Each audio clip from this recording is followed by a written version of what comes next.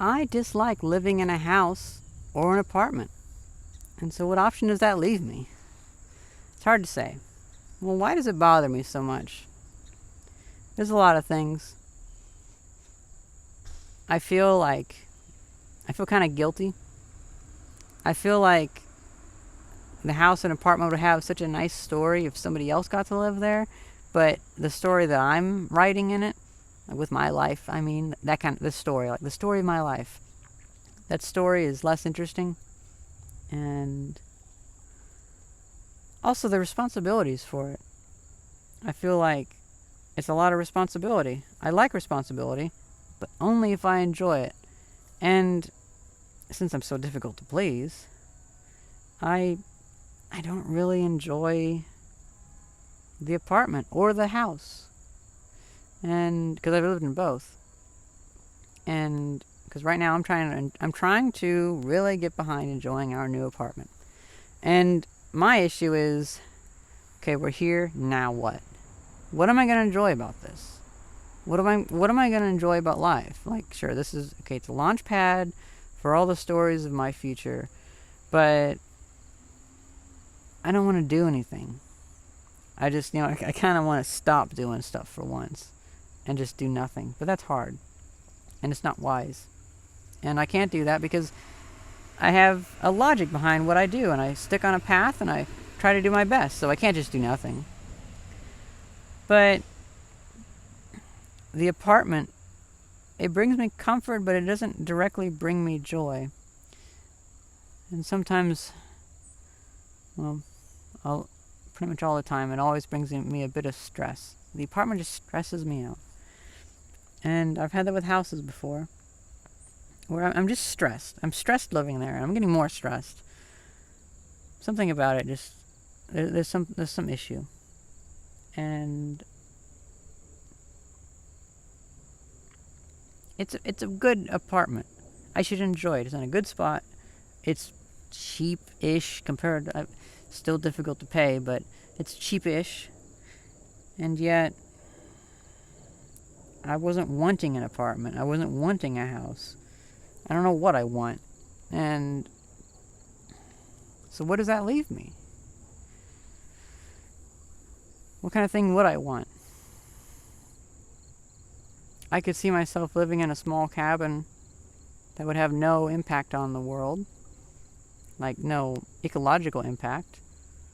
It wouldn't be made of nails. It would just be wood and stone and concrete. And it would last a long time. 2,000 years. I could make it last 2,000 years. Kind of like one of those stacked stone buildings. But really tiny. But here's the problem. I have a best friend. Practically my other half.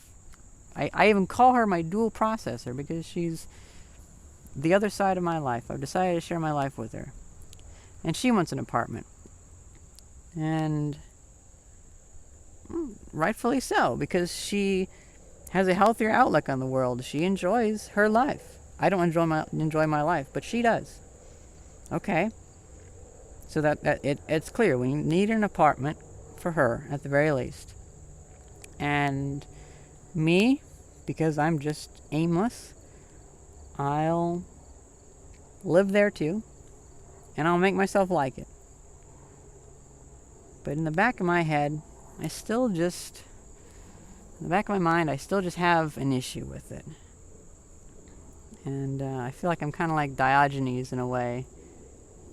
Like a cynic in a way, where I'm just like shunning society, where I'm so close to being like, I just want to live in a cabin out in the middle of nowhere. And then I'd commute on my electric solar-powered bicycle that I would design in a way that would last many, many decades.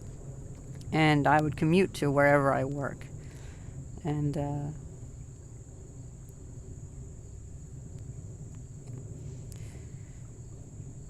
I guess I have been trying to make the apartment more akin to what I would like of that dream. Because I can use that fantasy of having that little cabin that has no ecological impact on the world and lasts a long time. I can take that fantasy and I can apply it to this a little bit.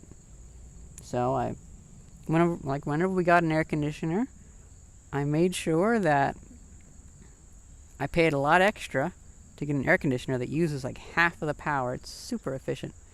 So much that I can actually almost run it off solar just with 2 solar panels in the windows. That's the other thing. I'm adding solar to our apartment. Hopefully they don't get upset about that, but it's just going to be sitting in the windows. And I could very well make it to our apartment. Doesn't really use electricity. We'll just pay the connection fee, which is fine. Definitely not. I have nothing against the grid. I just feel bad for using the power from the grid, because I feel like other people deserve that. And so in some ways I am making sure that this works out well. We're not leaving lights on, we're making it use less electricity. And we're even making some of our own electricity now. But and the building is a 1930s building, so it's an old building that's going to last a lot longer. So it already is kind of like the low ecological impact of that little cabin fantasy I have, where it's already built and now it's lasting. And it's well taken care of and it's going to last. So once you build something, if it lasts long enough, the ecological impact, the impact upon the world is pretty small. Unlike these other buildings that they tear down after 30 years, this one's been there 100 and it's going to be there for 100 more probably, unless it burns down. And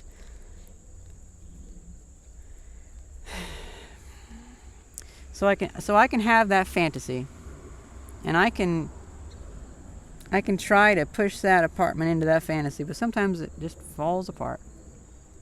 Because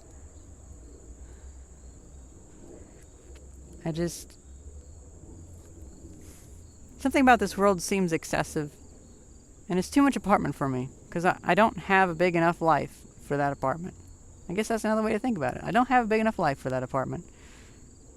And that's why I feel like I deserve a tiny house, because I don't have a big enough life for the house. I have a big enough job for the house. I have all this work shit and all these tools and stuff, but